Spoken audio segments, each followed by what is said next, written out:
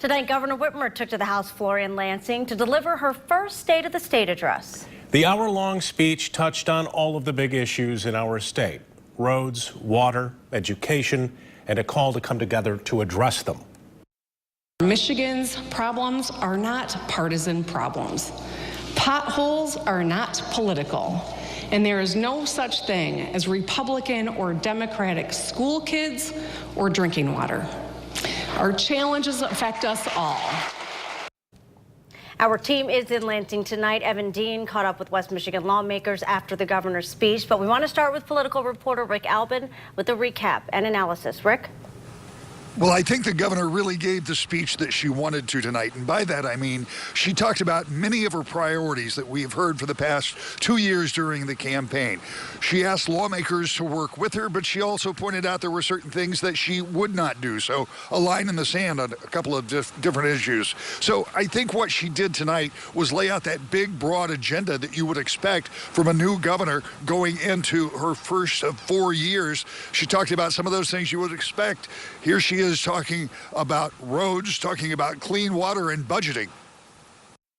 Right now, we have crumbling bridges that have hundreds of temporary supports holding them up. I want you to think about buses of kids and families traveling over those bridges or under them. Chunks of concrete slamming through windshields. By one estimate, the vehicle damage from our roads costs the average motorist $562 a year in repairs. PFAS, toxic chemicals that have been found in our lakes, our rivers, and our water systems in more than 70 communities across our state, spanning both peninsulas. This problem may not have commanded as much national attention as the crisis in Flint, but it is just as urgent. And it is time to step up our efforts to protect the health and safety of all Michiganders. There are legislative districts in our state that I won by double digits, and voters also elected Republicans to represent them. Let's prove to them, let's prove to the country that divided government doesn't have to mean gridlock. I am eager to engage with any and all people of good faith about ideas and priorities, including your ideas on bringing down car insurance rates. Well, there was a reference to auto no-fault insurance. She also talked about a whole litany of things: 2 years free college for community colleges, and maybe even some tuition help in 4-year colleges. She talked about things like more transparency in government, expanding FOIA. She chided the Republicans for spending $1.3 billion in that lame duck session. All in all, she covered a lot of ground, and we're going to be talking with her tomorrow a little bit more in detail about what some of this means. But this is the kickoff of this legislative session. It'll be interesting to see if this new Democratic administration and the Republican-led House and Senate will be able to find compromise and consensus as we go further. All right, Rick, real quick questions. We can get you out of the cold. How soon might we know if some serious compromise is really possible?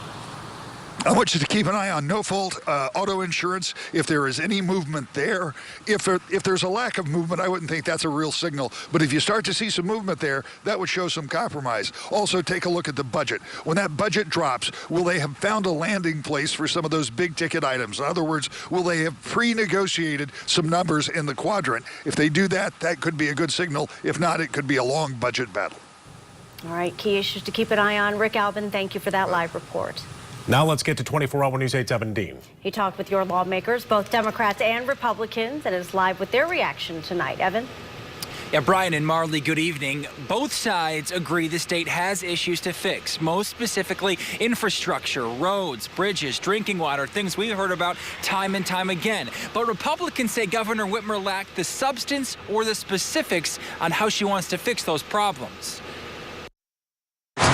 It was her campaign promise: fix the roads.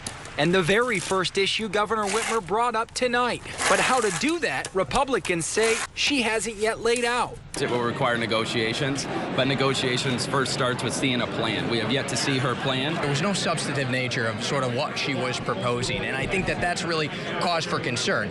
Whitmer did say she'd have that plan ready when she proposes a budget come March, and fellow Democrats say she's already hit the ground running. She's been in the job for what, a month and a half? I think it's exciting to see how much she's already been able to deliver when she talked about her executive directives, her executive orders, and the work she's doing with our personnel. Another concern from some Republicans is where the money will come from for all the programs Whitmer proposed, including for education. Dems recognize there's work ahead there. We're going to have to figure out, again, the details of how we are going to make the numbers work. But what I do know is that if we don't do those things, we suffer economically as a state. No doubt, with a divided government made up of a Democratic governor and Republican-led legislature, working together is a must if anything is to get done. But lawmakers on both sides seem confident tonight that can happen. I'm excited about, working across the aisle, because a good idea does not have an R or a D after its name. We're not Washington, D.C., and I think we can move forward with that. And I think it's just going to be finding a landing spot on some of these ideas that she proposed.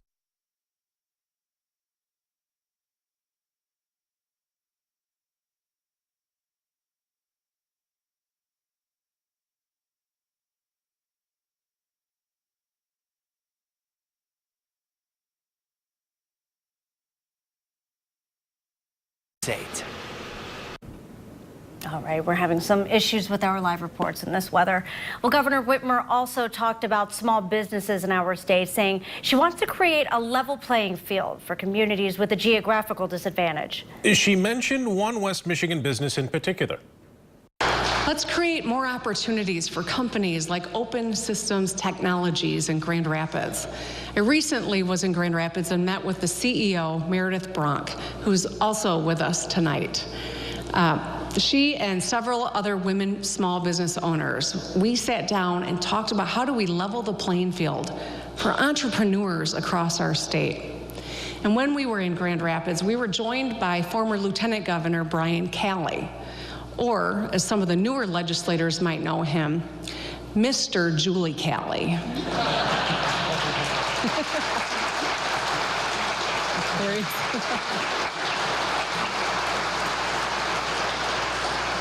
But as the leader of the Small Business Association of Michigan, he's offered incredible support, and I'm grateful. And it is proof that if we can put the election behind us, we have a great opportunity to work together and to build a stronger economy. Tomorrow, the GOP will give its official response to the state of the state. We'll have full coverage for you on 24-Hour News 8 beginning at noon. Also, tomorrow, Governor Whitmer and her team will be at Grand Rapids Community College to speak to business and college leaders. We'll have a crew there.